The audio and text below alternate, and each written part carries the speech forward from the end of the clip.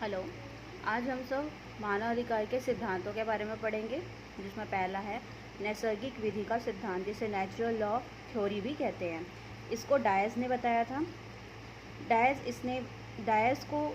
से जिस थ्योरी को बताया उसे जस्ट नेचुरल भी कहते हैं। जितने और भी कितने सिद्धांतों के बारे में बताया गया था, लेकिन इन सिद्धांतों में से जितने भी युगों में कुछ महानतम विचारक थे, उन्होंने अब इनका ध्यान अपनी ओर आकर्षित किया। इस विधि का जन्म देने का श्रेय ग्रीक लोगों को जाता है। ग्रीस के महान विद्वान सोफोक्लीस और अरस्तु जैसे महान विद्वानों को अपनी ओर आकर्षित किया है। रोम के लोगों के पूर्व विधि को जस सिविले कहा जाता था। इसके बाद रोमन लोगों ने एक अन्य विधिक प्रणाली का विकास किया, जिसे जस जेंटियम कहा जाता था।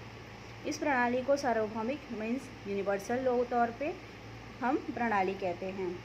रोम के जो गणतंत्री युग में जस जेंटियस की नैसर्गिक विधि नेचुरल लॉ को फिर से अर्जित किया।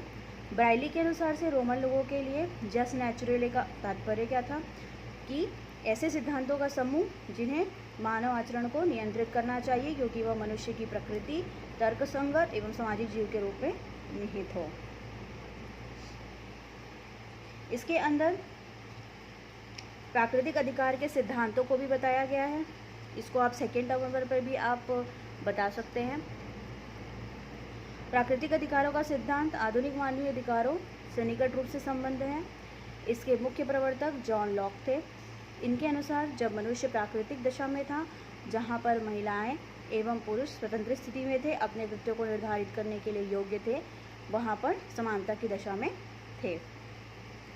लॉक ने इसमें ये अपना एक कल्पना बताई, इनकी परिकल्पना थी कि ऐसी किसी प्राकृतिक दशा में कोई भी किसी अन्य की इच्छा या प्राधिकार के अधीन नहीं था।